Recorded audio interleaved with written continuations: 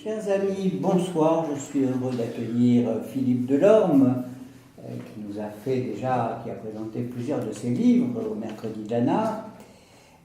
Philippe vient de publier La légende de Notre-Dame. C'est pour nous l'occasion de revenir sur l'histoire de cette cathédrale qui nous est chère. Philippe, tu as la parole. Je t'en prie. Alors il fait chaud, j'ai pas envie de parler. Non. Vous avez envie de dîner tout de suite, allons-y. Non, alors ce livre, c'est une anthologie, donc ce sont des textes choisis, que j'ai choisis pour, bien sûr, dans le cadre de cet incendie de Notre-Dame, pour, en quelque sorte, aller un peu plus loin que l'émotion, parce que c'est vrai que quand cet événement a eu lieu, on a eu un déferlement un peu de sensiblerie, d'émotion. Voilà, tout le monde était. D'ailleurs, on se demande un peu pourquoi, parce que effectivement, beaucoup de gens avaient l'air de ne pas savoir de quoi on parlait. Même Notre-Dame, on entendait dire que ça pouvait être Notre-Dame Esmeralda de Victor Hugo. Donc, pourquoi Notre-Dame le rapport avec le fait que ce soit une église, qu'il y a une histoire derrière, tout ça était un peu gommé. C'était simplement un bâtiment, je dirais, emblématique, que les gens aimaient bien pour des raisons qui n'arrivaient pas bien à déterminer pour beaucoup. Donc, on a entendu en plus des tas de choses, des tas de projets aussi, on pourra en parler tout à l'heure, voilà, pour transformer ou reconstruire ce bâtiment. Alors l'idée, ça a été de faire très rapidement, puisqu'il fallait que ça sorte quand même encore dans le feu de l'émotion, une anthologie donc de textes à la fois historiques, littéraires, mais aussi les grands événements qui ont eu lieu à Notre-Dame, donc surtout au cours du 19e siècle, parce qu'au 19e siècle, on le verra, c'est le moment où Notre-Dame... Paris devenant vraiment la capitale de la France, c'est là que se passent les grands événements de l'État. Et donc, l'idée, c'était donc de réunir dans ce livre un certain nombre d'historiens du XVIIIe et XIXe siècle qui avaient expliqué l'histoire proprement dite de Notre-Dame, puis ensuite quelques témoignages littéraires, bien sûr Victor Hugo, mais aussi bien sûr aussi Rabelais avec l'histoire de Gargantua et des cloches qui volent les cloches de Notre-Dame pour les mettre au cou de sa jument.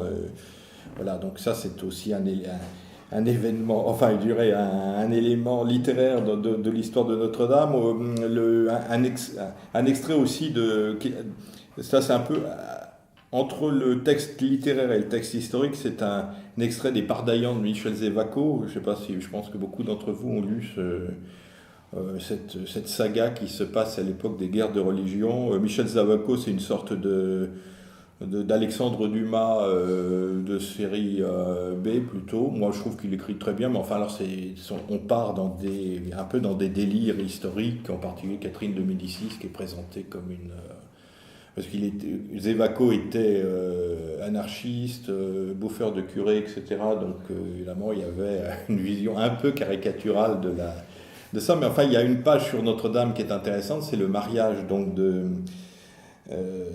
du futur Henri IV, qui était à l'époque roi de Navarre, avec la fameuse Margot, la sœur de Charles IX. Donc on a quelques belles pages qui décrivent la cérémonie, alors plus ou moins fidèlement, mais enfin c'était relativement fidèle, et puis avec toute la verve du romancier qui est assez intéressante.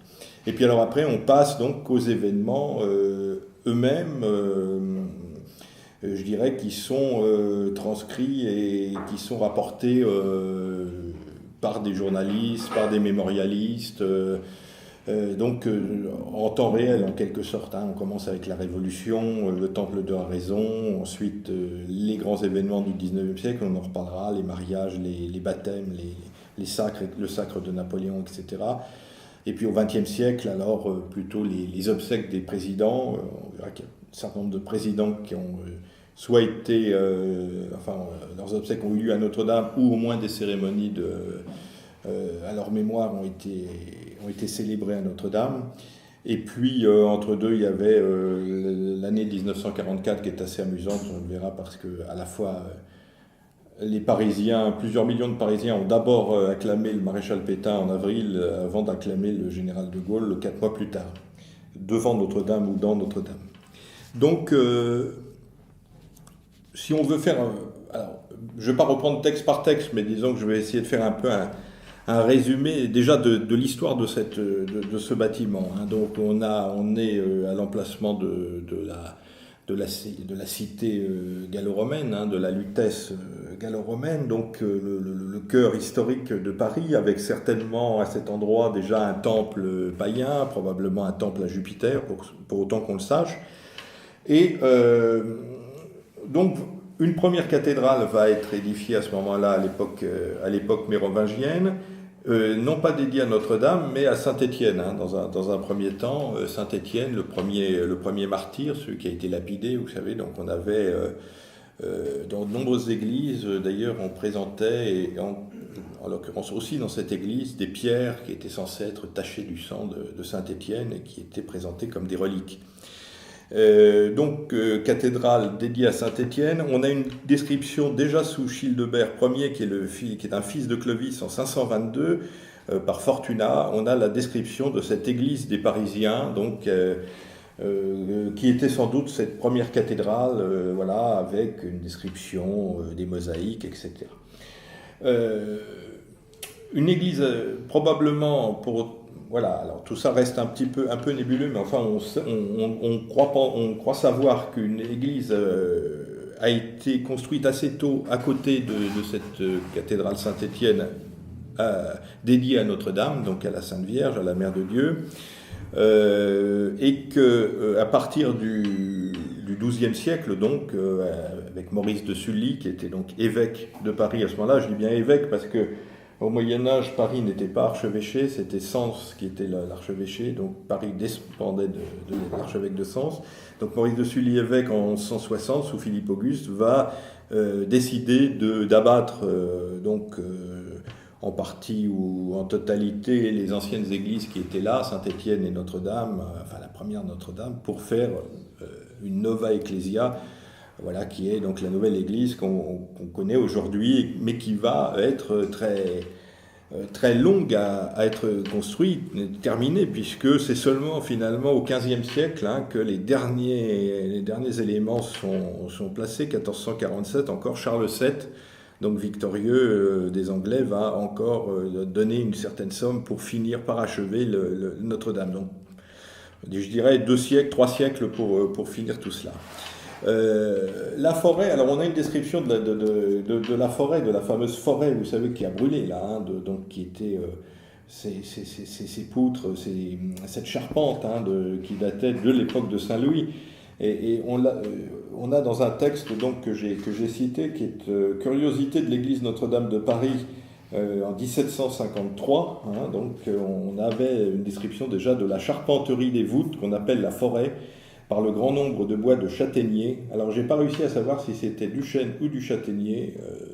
Les deux théories, je ne sais pas exactement ce qu'il faut en penser. Enfin, lui disait de bois de châtaignier dont elle est composée. Soutient toute la couverture de plomb de cette église. Elle n'est posée que sur les 4 gros murs, de même que celle du clocher qui est au-dessus du milieu de la croisée. Bâtie sur un fort tronc de bois soutenu par 4 poutres qui posent sur les 4 principaux piliers de cette croisée. Voilà, donc là on avait une description de cette toiture qui est partie en fumée il y a quelques semaines. Donc on a description aussi de Notre-Dame. J'ai placé un extrait aussi du fameux abbé Leboeuf. Pour ceux qui s'intéressent à l'histoire de Paris, l'abbé Leboeuf, c'est un savant prêtre du XVIIIe siècle qui a écrit une histoire de Paris, du diocèse de Paris en un grand nombre de volumes. Donc, dans un de ces volumes, il décrit aussi, bien sûr, Notre-Dame. Alors, quelques éléments qu'on peut souligner tout de suite, quelques éléments qui ne sont peut-être pas très connus, c'est qu'aujourd'hui, quand on rentre à Notre-Dame, on rentre de plein pied. Or, au Moyen-Âge, il y avait le sol, je dirais, de la cité, de l'île de la Cité était plus bas, hein, il était remblayé, et donc on avait 13 marches pour entrer dans Notre-Dame, il fallait monter un escalier qui a maintenant disparu, et on imagine que cet escalier devait encore renforcer le caractère assez majestueux du bâtiment.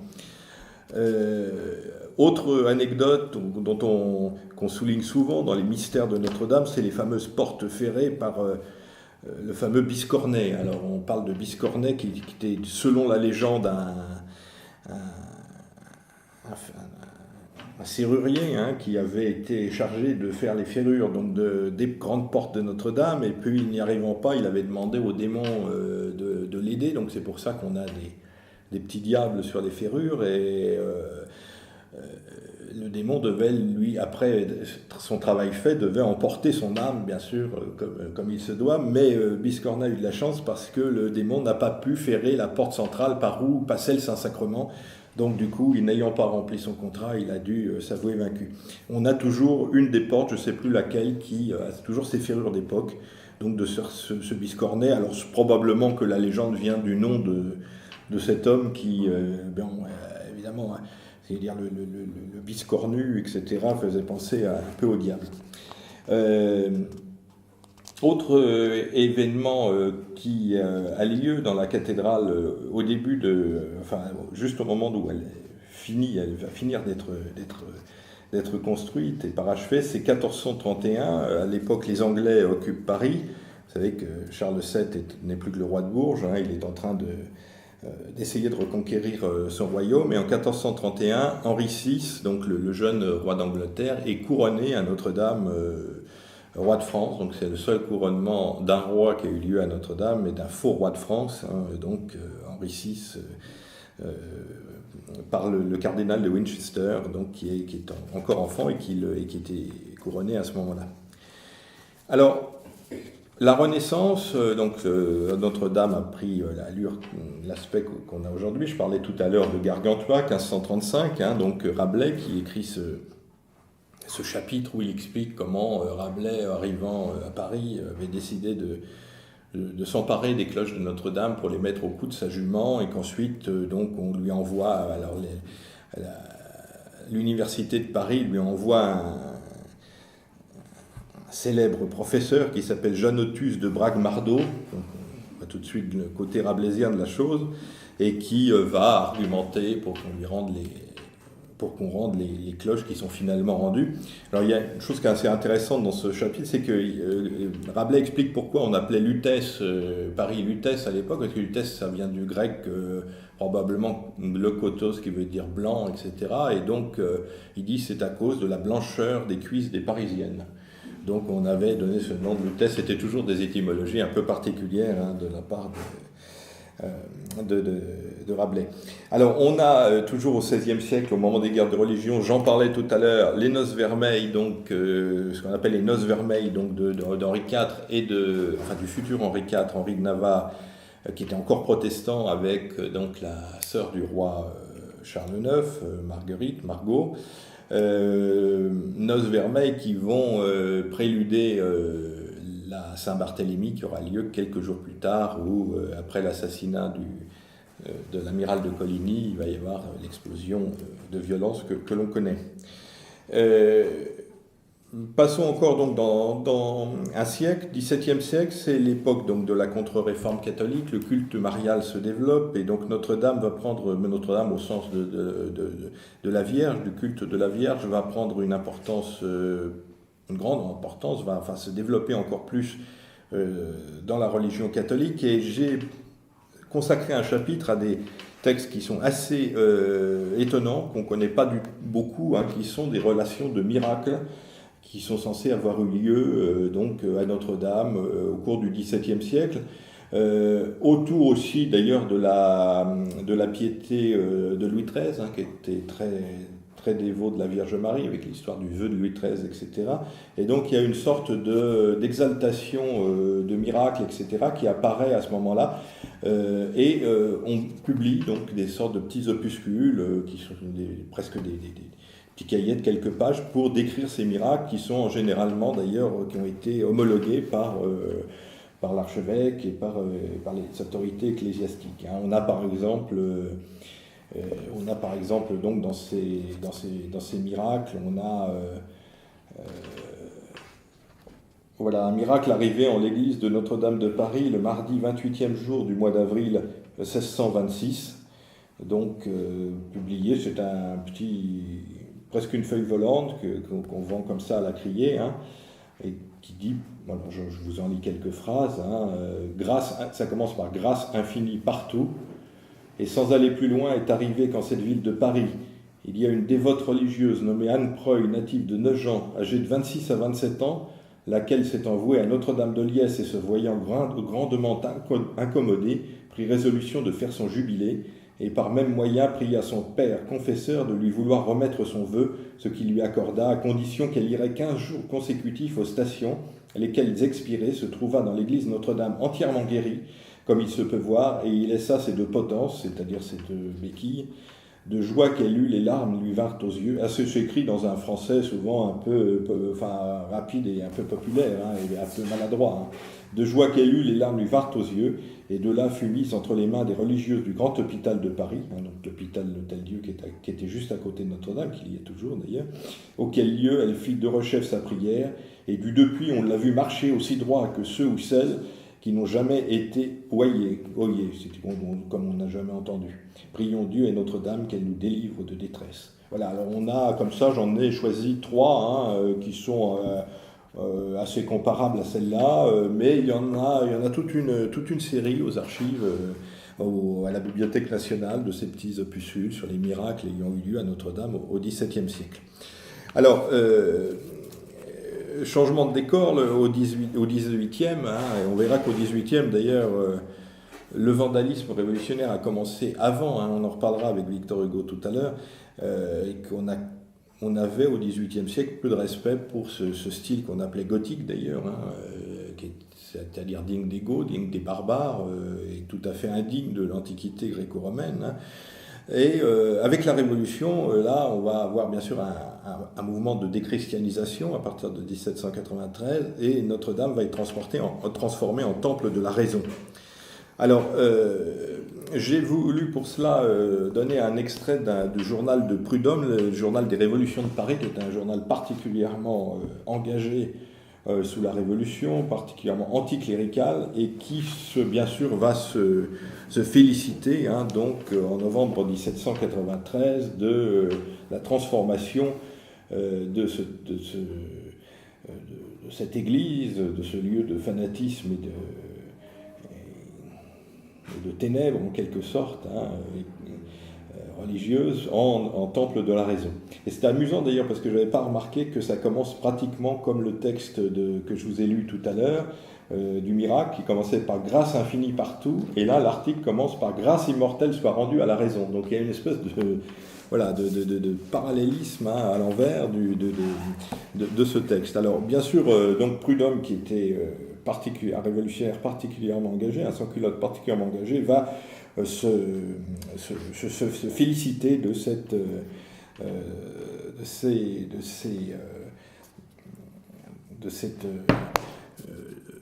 voilà, page 88, donc de cette transformation de Notre-Dame en temple de la raison. Alors, je vous en lis un petit peu. Voilà. Pour célébrer ce triomphe de la raison, trop longtemps attendu, le département et la commune de Paris statuèrent qu'il y aurait 3 jours après, c'est-à-dire le décadi suivant, une fête patriotique.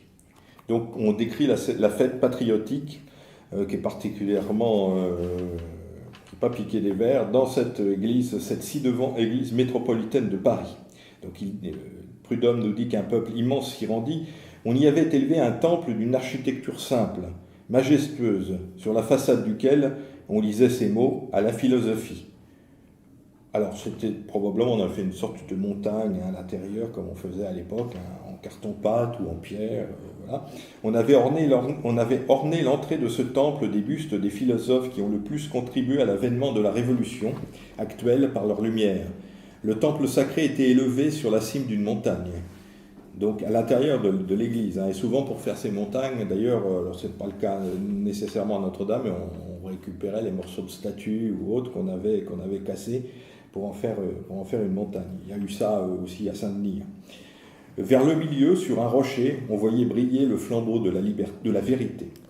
Toutes les autorités constituées s'étaient rendues dans ce sanctuaire, la seule force armée n'y était point, et le commandant général, dans son ordre du jour, prévint ceux qui l'avaient remarqué que les armes ne conviennent pas que dans les combats, et non là où des frères se rassemblent pour se laver enfin de tous les gothiques préjugés et goûter dans la joie d'une âme satisfaite les douceurs de l'égalité. On écrivait bien quand même au XVIIIe siècle. Cérémonie, voilà, donc avec...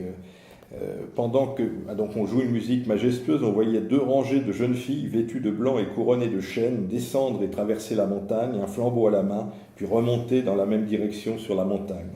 La liberté, représentée par une belle femme, sortait alors du temple de la philosophie et venait sur un siège de verdure recevoir les hommages des républicains et des républicaines qui chantaient un hymne en son honneur en lui tendant les bras. La liberté descendait ensuite pour rentrer dans son temple, s'arrêtant avant d'y rentrer et se tournant pour jeter encore un regard de bienfaisance sur ses amis. Aussitôt qu'elle fut rentrée, l'enthousiasme éclata par des chants d'allégresse et par des serments de ne jamais cesser de lui être fidèle. Donc voilà, on a un exemple là bien décrit de ce que pouvaient être ces cérémonies, substituées au culte catholique pendant la période de la Convention. Et encore, d'une certaine manière,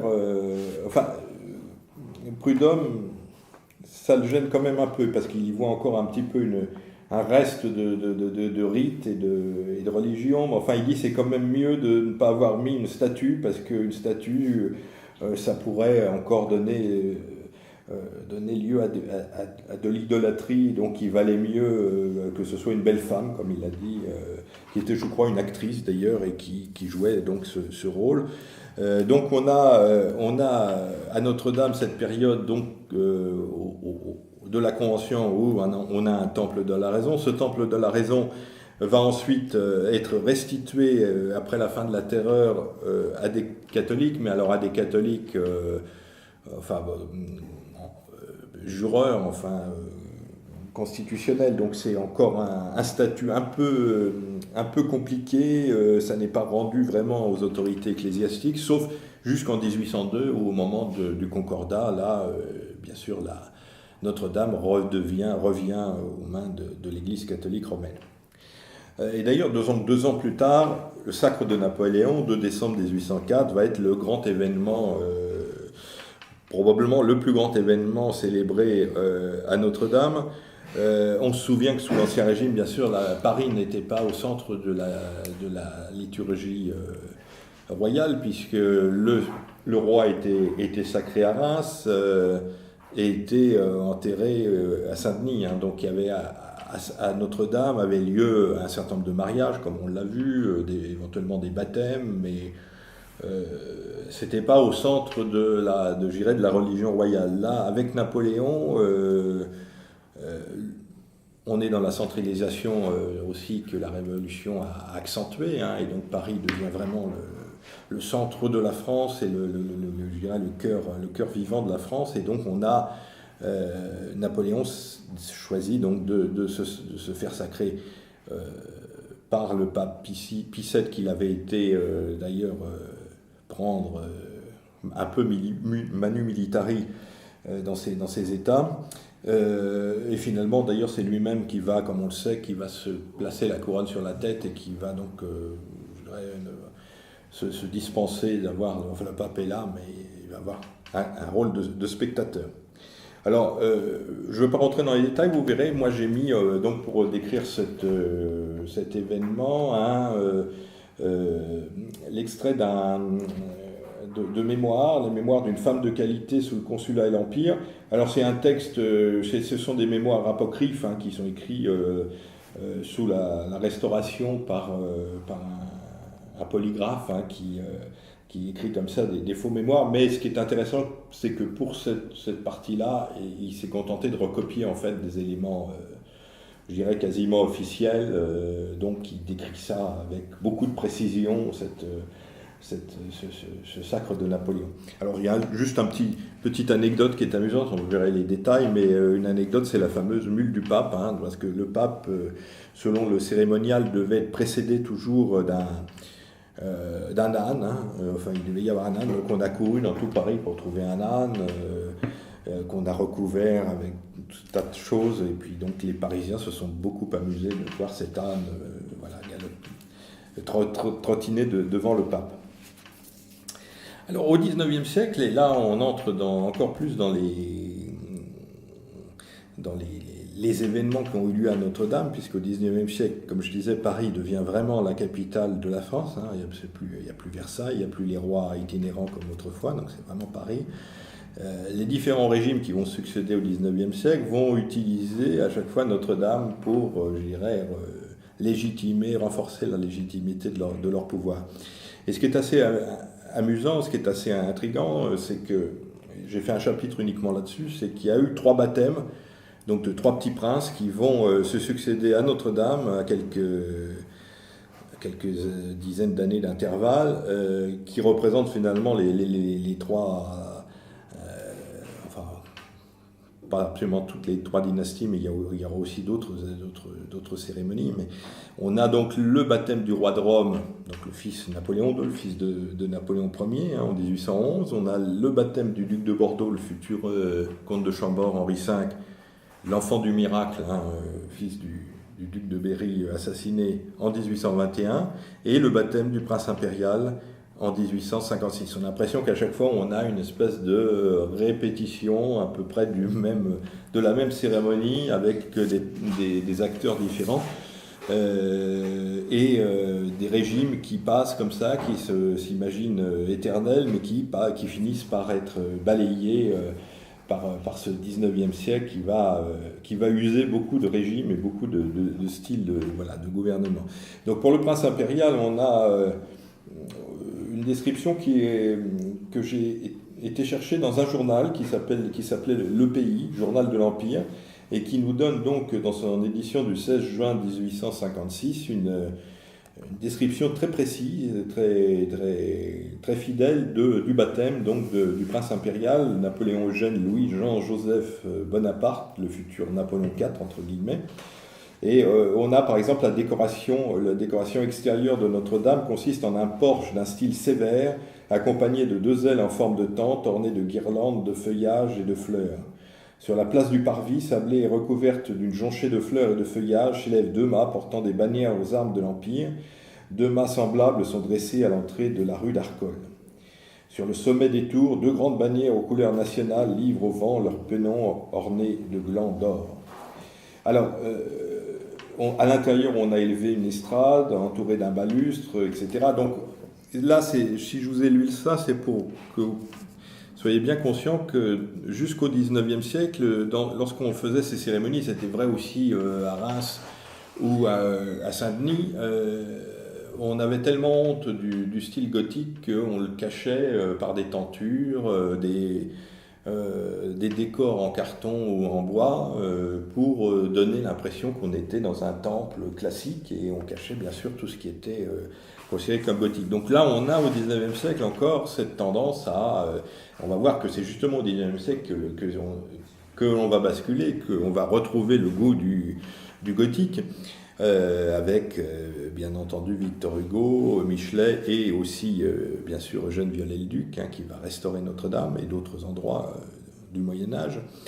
Donc on a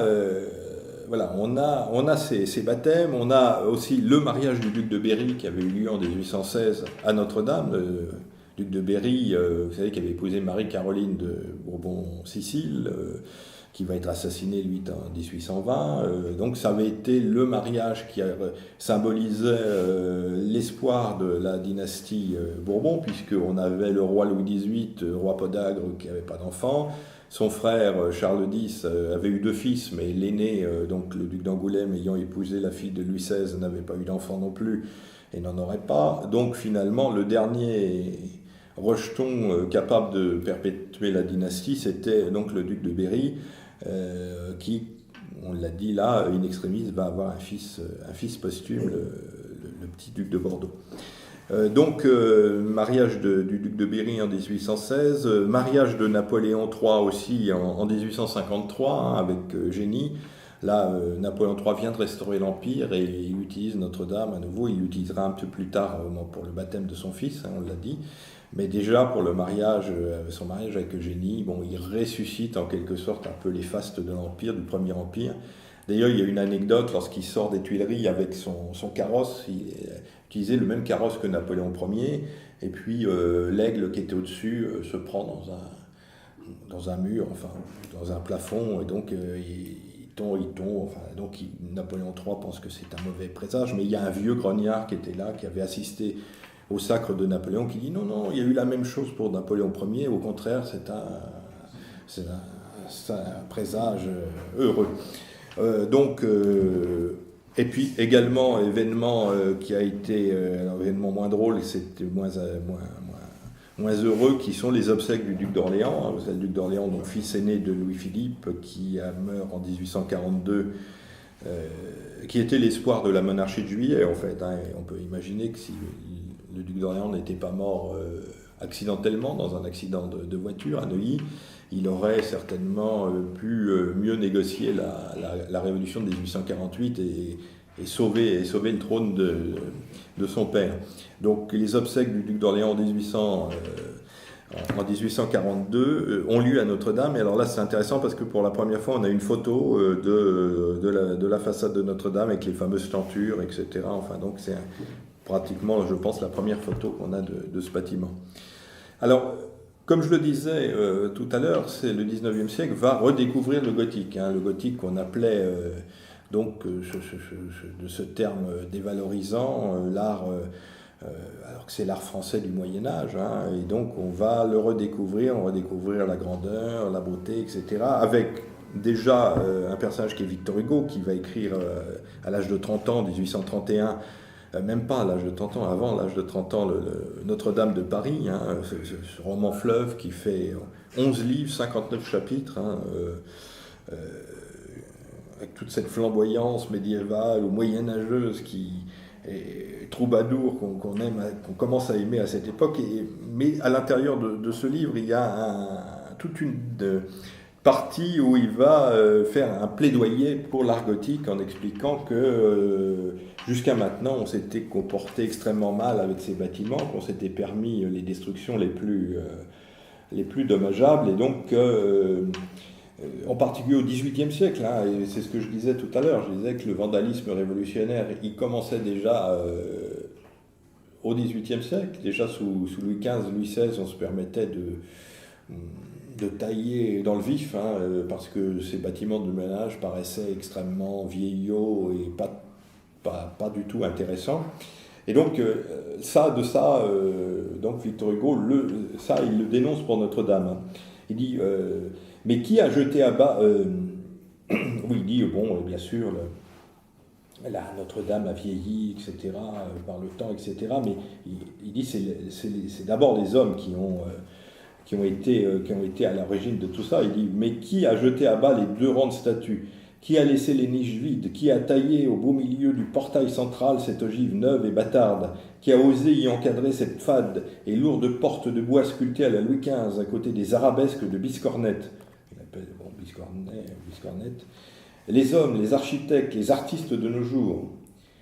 Et si nous entrons dans l'intérieur de l'édifice, qui a renversé ce colosse de Saint-Christophe, proverbial parmi les statues, au même titre que la grande salle du palais parmi les salles, que la flèche de Strasbourg parmi les clochers, et ces myriades de statues qui peuplaient tous les colonnements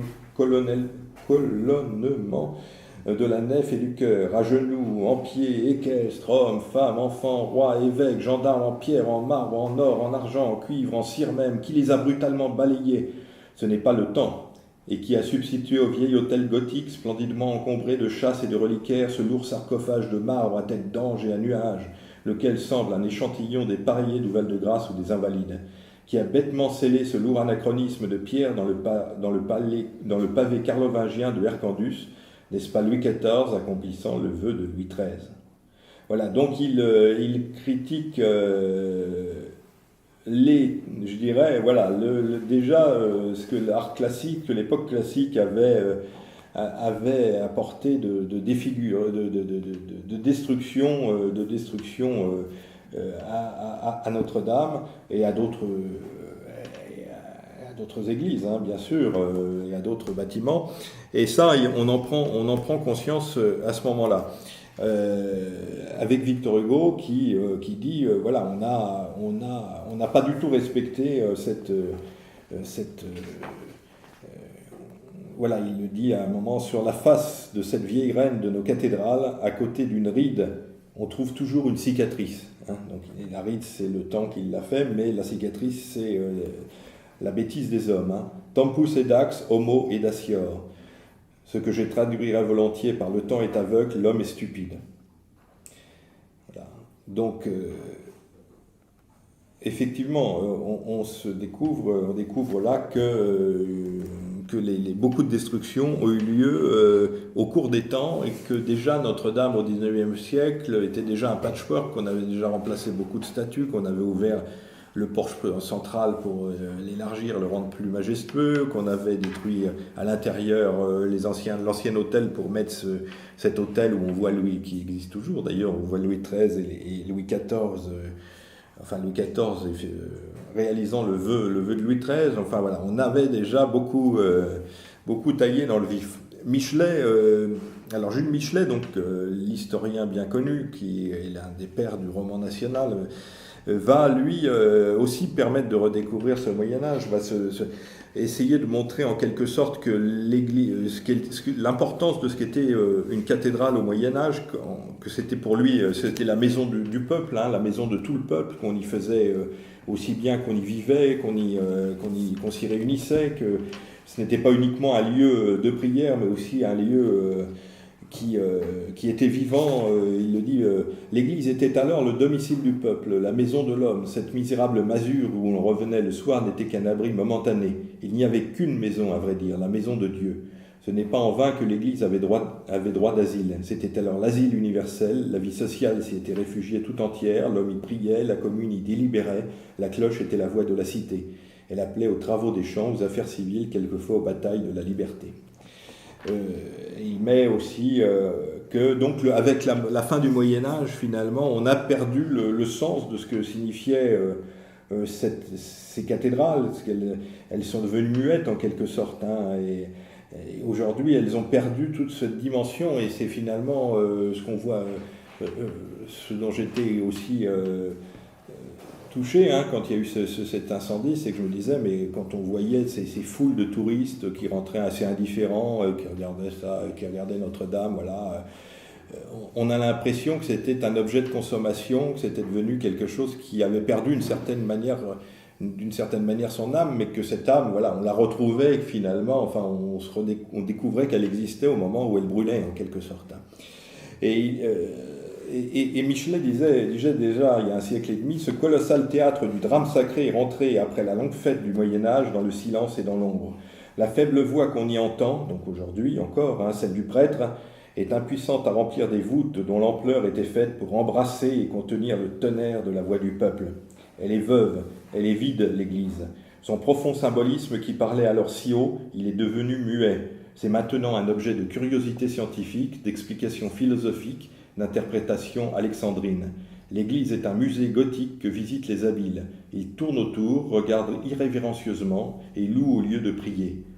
Encore savent-ils bien ce qu'ils louent, ce qui trouve grâce à leurs yeux, ce qui trouve grâce devant eux, ce qui leur plaît dans l'Église, ce n'est pas l'Église elle-même, ce sera le travail délicat de ses ornements, la frange de son manteau, sa dentelle de pierre, quelque ouvrage laborieux et subtil du gothique en décadence.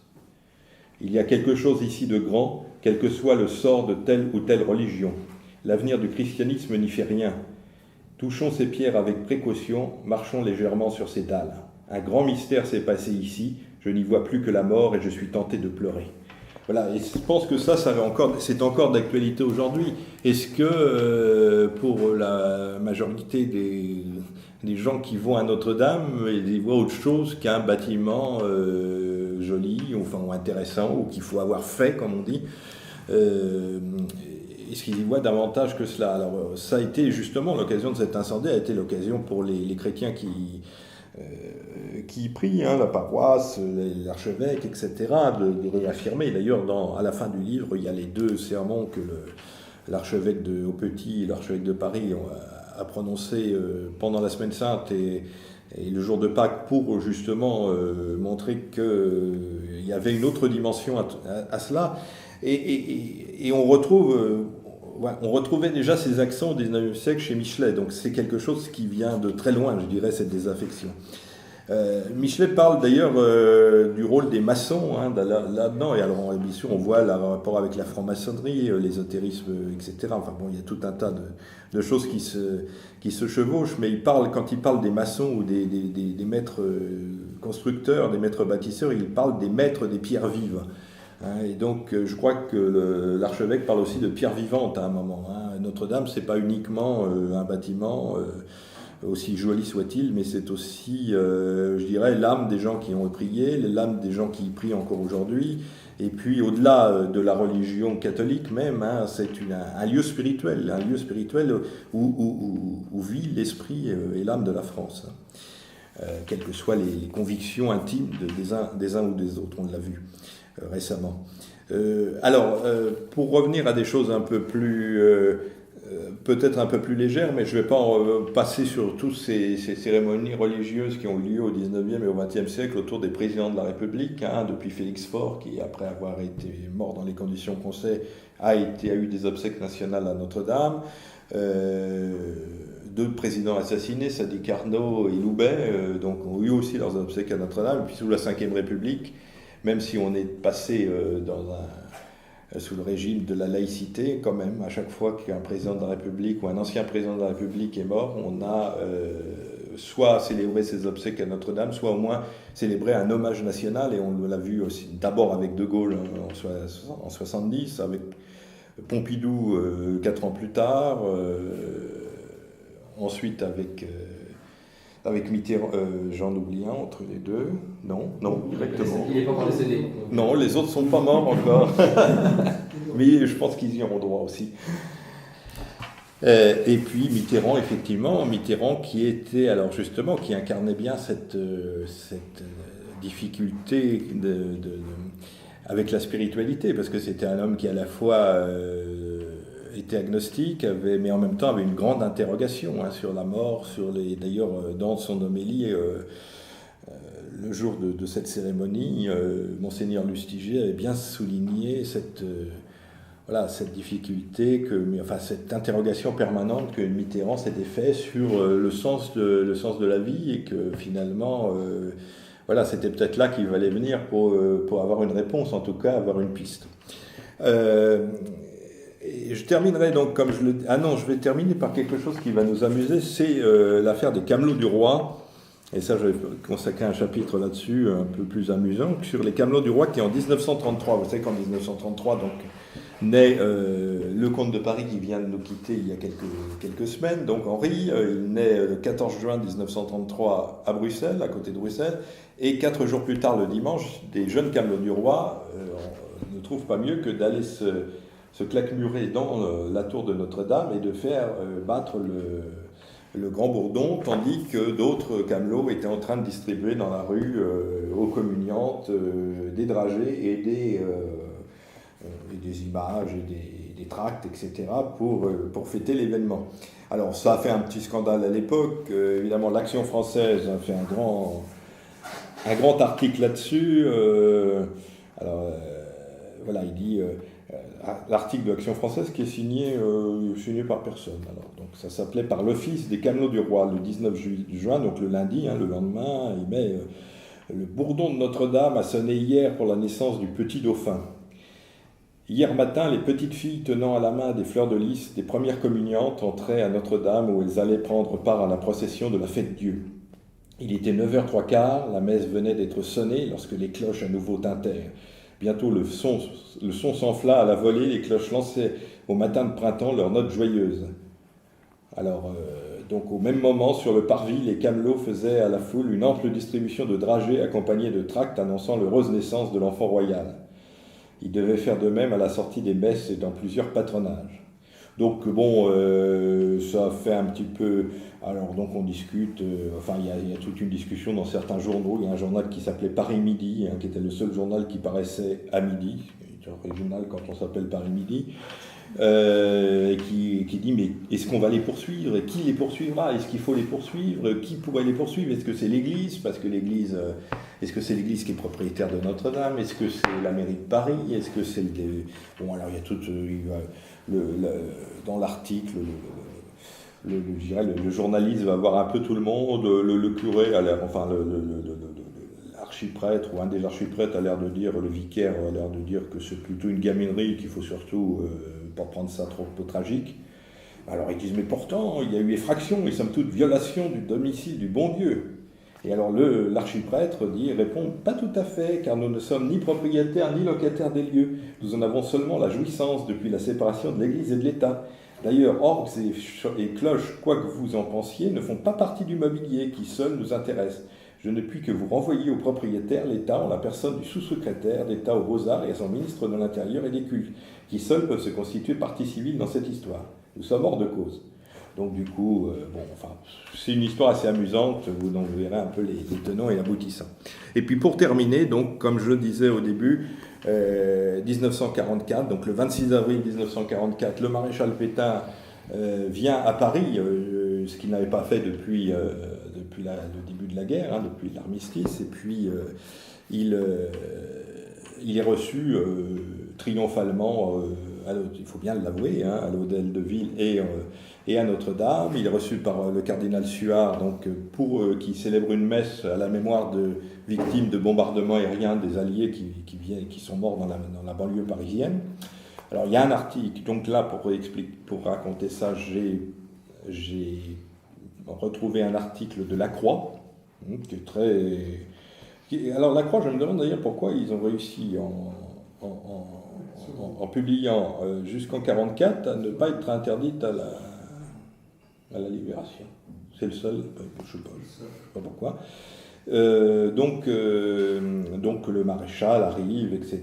Vive Pétain, vive la France, etc. 1 million de personnes dans les rues. Et puis, 4 mois plus tard, on a Combat, le journal de la résistance à la Révolution du 27 août 1944, qui titre « Tout Paris dans la rue pour acclamer De Gaulle ».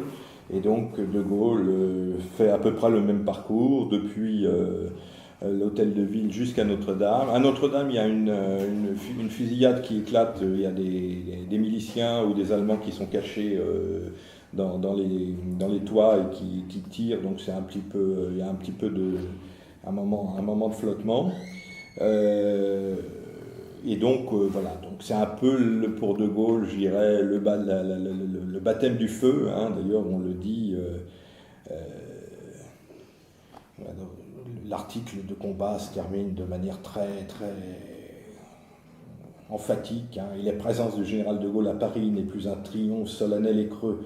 Elle prend son sens guerrier et son sens populaire, parce que De Gaulle se montrait à Paris, l'ennemi a tiré sur Paris. Dans cet instant, tous mêlés comme un lasso, marche le combat. Plantez vos balles dans Paris comme des couteaux, au corps à corps, bombardez Paris, faites planer sur nous, précipitez sur nous votre rêve de mort. Nous avons mis sur chaque maison notre drapeau, nous sommes chacun à notre heure. Chaque nuit retombe sur une cité plus assurée et la lumière de vos incendies pâlit devant la flamme de notre révolte. Je ne sais pas qui a écrit ça, mais le type, c'était pas signé, mais Combat, c'était peut-être une machin là, le philosophe là. Camus. Non, pas Camus, celui que vous receviez souvent à la NAR là. Clavel, il n'était pas dans le coup à l'époque, il était trop petit. Non, pourtant il était en plein dans le. Il n'était pas là. Bon, alors on ne saura pas. On peut essayer de deviner, mais c'était assez bien écrit. C'est un peu ridicule, mais c'est bien écrit. Voilà, bon, on va peut-être arrêter là. Si vous voulez, on peut discuter. J'ai aussi un autre livre que, si ça vous intéresse, mais je ne vais pas en parler vraiment. C'est que je viens de publier, un dictionnaire des dynasties du monde. Donc, qui regroupe différents travaux que j'avais faits sur les dynasties régnantes. Donc, c'est leur histoire des origines donc de ces familles jusqu'à aujourd'hui, pour celles qui sont régnantes, et aussi pour celles qui ne sont pas régnantes. Donc, bien sûr, il y a les Capétiens, les Habsbourg, mais aussi des familles très, très lointaines et peu connues, que j'ai été un peu déterré, comme les Pomaré de Tahiti, la dynastie de Birmanie, de Corée, du Lesotho, de Rwanda, etc. Donc c'est vraiment un tour du monde des familles royales actualisé, hein, parce que j'ai essayé d'actualiser jusqu'au moment de par exemple la mort du comte de Paris y est, parce que le livre a été publié juste à temps. Voilà, donc si vous voulez qu'on parle de Notre-Dame, bon, je pense que certains d'entre vous savent peut-être plus, par exemple Frédéric, qui est un grand journaliste et qui a écrit des tas de choses là-dessus, sur Notre-Dame. On l'a coupé parce que sinon il va... Donc, voilà. Merci. Le débat est ouvert. Ça a duré un peu longtemps quand même. Très bien. Bon. Le débat est ouvert et c'est notre jeune camarade qui l'anime en l'absence de Raoul. Bon, ok. Ah, vous savez tous, on entend d'un... Pas de question, Ça mais les a- j'ai lu le livre et vraiment j'étais scotché. Je ne sais pas où tu es allé chercher tout ça, comment tu avais déjà tout en tête pour arriver. Bon, j'avais à peu près déjà enfin, je me suis dit, il faut d'abord chercher des historiens anciens qui nous expliquent déjà l'histoire de Notre-Dame, et puis ensuite, voilà, des extraits de journaux ou de livres qui nous décrivent les événements plus récents, donc du 19e et du 20e siècle. Et heureusement, maintenant, on a, grâce à Gallica, qui est qui nous donne beaucoup de choses en ligne de la Bibliothèque nationale, on a énormément de journaux, pratiquement tous les grands journaux parisiens depuis 1800 jusqu'à 1945 qui sont disponibles.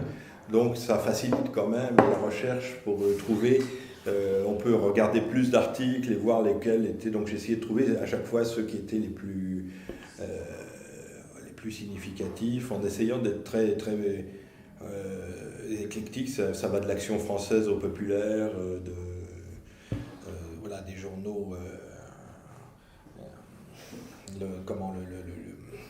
Ce journal qui a disparu, c'est le Quotidien de Paris, plus récemment, oui. Parce que le Quotidien de Paris a commencé à être publié pratiquement le jour de la cérémonie pour Pompidou, en 1974, 2 jours après, 2-3 jours. Donc c'est dans son numéro 2 ou 3 que... il y a un article un peu décalé, d'ailleurs, qui est un article de télévision, c'est une chronique de télévision, où l'auteur, qui est un titre très connu, d'ailleurs, je crois, attendez, comment s'appelait-il, dit, voilà ce que j'ai vu à la télévision, alors... Bon, c'était un peu chiant, grosso modo, c'était Zitrone, voilà. Donc c'est pas mal foutu. Parce qu'évidemment, alors du coup, j'ai aussi, pour Pompidou, il y a Lina aussi, hein, Lina qui nous donne des films, des actualités, hein, etc. Donc j'ai décrypté le début du commentaire de Zitrone sur Pompidou en 1974. Qui était du Zitrone dans sa grandeur, quelque chose qu'il avait dû d'abord rédiger, hein, je pense, et donc j'ai retranscrit. Donc on a 3 pages de Zitrone, ça c'est quand même assez extraordinaire. Ah oui, c'était Maurice Achard. Alors Maurice Achard, c'est... De l'Académie française. Ah bah oui, c'était Marcel, parce que je connais Marcel Achard. Ah non, il y a Marcel Achard, mais... Maurice Achard. Oui. Maurice Achard, Hein? Oui. Tu l'as connu? non pas personnellement. Et donc il met... parlé? Non. Alors il commence par...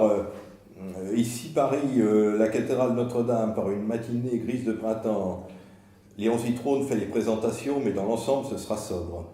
On n'est plus au mariage de la princesse Anne. Léon Zitrone reste calme. Donc à la fin il dit... Léon Zitrone, voilà, il cite des dates, il annonce Jobert sur une image du prince héritier du Maroc, ce qui est drôle, 3 secondes.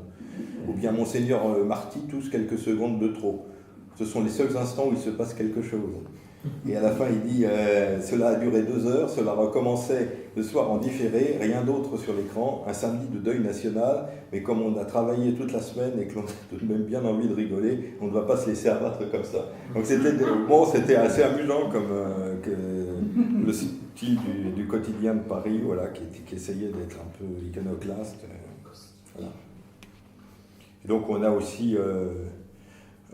ah oui, aussi, j'ai fini aussi par quelques chansons ou poèmes, hein, sur sur Notre-Dame. Donc il y a Théophile Gautier, il y a Gérard de Nerval, Albert Samin, et puis des chansons Peggy aussi.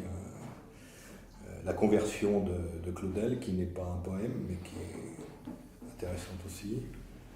Louis Aragon, et puis après les chansons de l'après-guerre. Sous le ciel de Paris, il s'envole une chanson. Le mal de Paris, j'ai le mal de Paris de ses boulevards, de Mouloudji, Francis Carco, et puis une chanson aussi de Piaf. Dans Paris Notre-Dame, de Notre-Dame de Paris, il y a un clochard qui en a plein d'autres, porter Notre-Dame sur son dos, etc. Voilà, donc c'est Léo Ferré qui termine.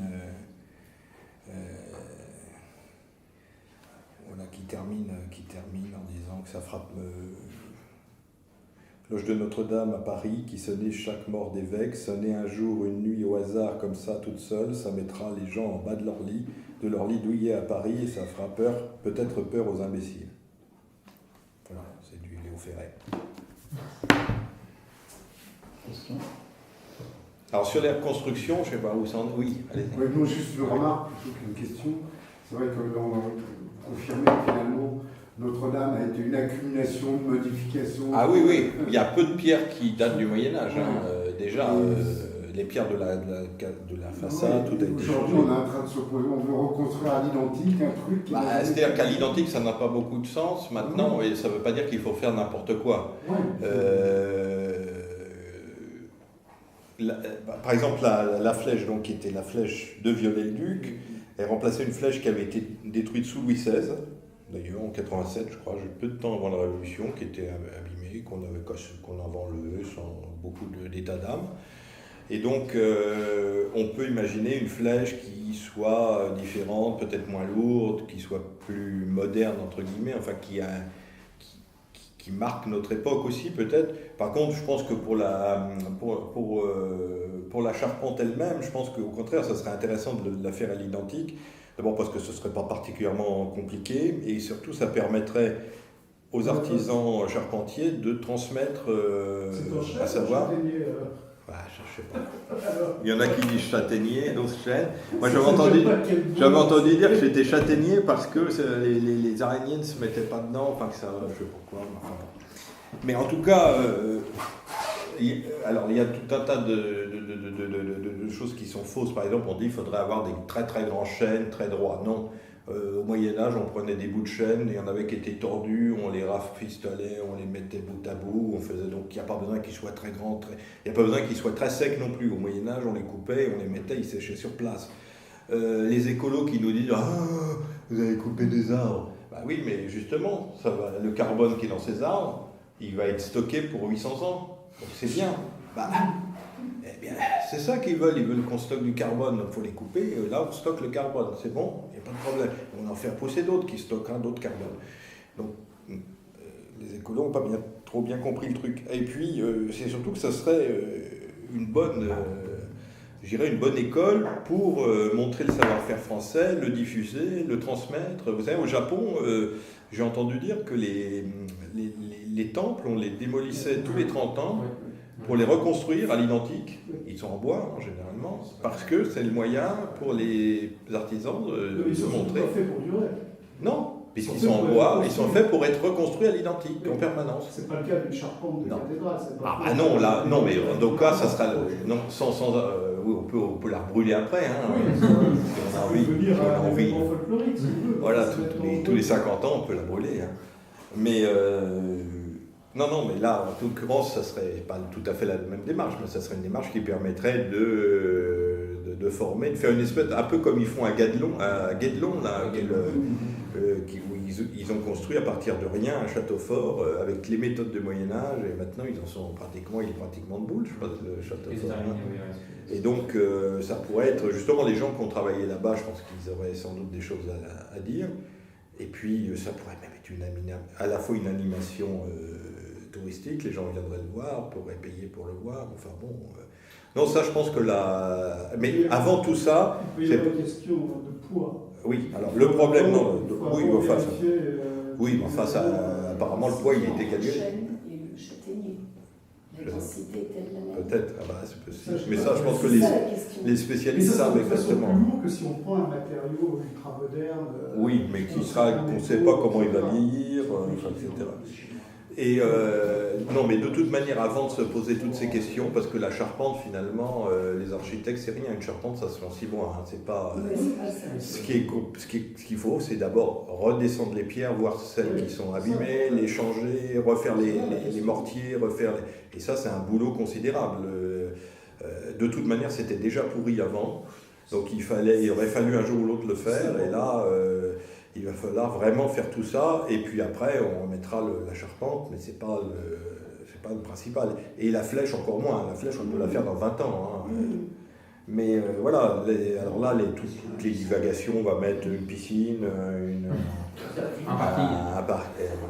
Faut pas des conneries. Il y avait une idée assez originale, mais en tout cas inintéressante, évidemment. De mettre une forêt aussi, Oui, non de faire une forêt, de mettre une forêt à la place de la forêt. C'était pas une idée En absolument. même temps, le problème, c'est que c'est aussi une église quand même, faut Vous pas voulez dire une oublier. structure végétale? Oui, l'idée, c'était qu'on faisait une structure végétale et on replaçait à l'intérieur de la forêt les 5 qui ont été récupérés avant, et il y a eu une sorte de déambulatoire dans la forêt. On serait à la rencontre des différents saints récupérés. Non, mais c'est une idée quand même qui n'a jamais été pensée sérieusement, c'est une pure. C'est ce qu'ils ont fait à la Bibliothèque nationale, une espèce des arbres qui sont enfermés à l'intérieur. Non, je sais pas, je pense qu'on va vers quelque chose qui sera sans doute raisonnable, mais qui va coûter très très cher d'abord parce qu'il faut déjà restaurer le bâtiment qui est en très mauvais état, et après on verra. Qui n'a pas aimé quelques litres d'eau. Et les tonnes d'eau. Il y a l'eau, de toute manière les pierres, certaines, il faudra les changer, beaucoup étaient déjà, justement il y avait des tensions déjà, et puis c'est des châteaux de cartes un peu, parce qu'au Moyen-Âge on faisait des équilibres.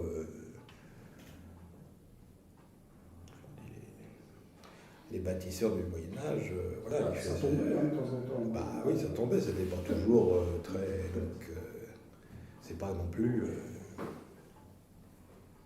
Ah oui, les dernières, elles sont tombées. La plus haute, c'était à Beauvais, non, je crois. Oui, ça n'a pas tenu le coup. Et puis celle de Cologne, ils ont été affoutus de la faire. Il a fallu attendre le 19e siècle pour la finir. Parce qu'ils n'avaient pas les méthodes, la technique pour le finir. Bon. Autre question? Je ne sais pas s'il y a, pour le moment, on n'en parle plus beaucoup de la. Pour l'instant, Et en plus, l'argent n'a pas tout été. l'argent, oui. 8%. Oui, mais en fait, c'est parce que les gros donateurs, Oui. il y a c'est compliqué à Ils ont des organiser, conditions. je crois. Ils ont des conditions, Ouais. ils veulent voir les plans, si ça respecte les Ah, c'est conditions ça. qu'ils avaient données. Ah oui. C'est ce qu'expliquait Arnaud, qui était un des premiers à Arnaud, qui disait que voilà, tant que de toute façon on ne refaisait pas ce qu'on avait connu, hors flèche, il expliquait que c'était une condition particulière, la flèche, que ça pouvait attendre, mais que si la charpente en elle-même n'était pas refaite à l'identique de ce qu'eux avaient connu, ce que les gens ont connu tout simplement, ils ne donneraient pas. Ce qui fait que du coup, ça va réduire du coup, fortement les états de certains architectes qui étaient déjà partis pour des trucs un peu Oui. abscons. Et puis Macron, je ne sais pas s'il voulait, je ne savais pas bien. Je me pose que c'est que là, je je pense que- Juste une information, la charpente a été filmée en 3D par une société spécialisée Juste avant, avant l'incendie. Oui, j'ai vu ça. Une société de maritime. Donc du coup, ça facilitera encore plus. Oui, Mais enfin, il y avait eu déjà des relevés, mais C'est un quand travail même. très précis. Enfin, les États-Unis En en centimètres. Et apparemment, les enquêtes confirment ce que j'avais entendu dès le début, parce que 2 jours après, on a été tourné à la conciergerie. Il y avait des types là qui en parlaient, des gens donc du staff de la sécurité des monuments historiques et tout. Ils disaient en fait ce qui s'est passé, c'est que le gars qui était sur place, qui était censé donner l'alarme, ne parlait pas français. En plus, il était là depuis 2 jours, enfin je sais pas quoi, et puis il avait pas dormi, enfin donc il a été incapable de donner l'alarme. Donc il y a eu des incompétences, en plus apparemment effectivement ils avaient mis aussi ils avaient bâché avec du plastique, enfin bon il y a eu différentes choses De toute façon, il y a un article qui est sorti ce matin, Oui. ce matin Mhm. qui expliquait que c'était accidentel, enfin que de toute façon, Oui, bah, c'est ça. Le type, il savait pas où il fallait aller, il parlait pas français, donc ça a pris une demi-heure avant qu'il se rende compte qu'il se passait quelque chose, quoi. Donc la FIDIM a commencé par se faire par le truc, son équité était un peu tard. Oui. Question? Alors on remercie Philippe. Oh.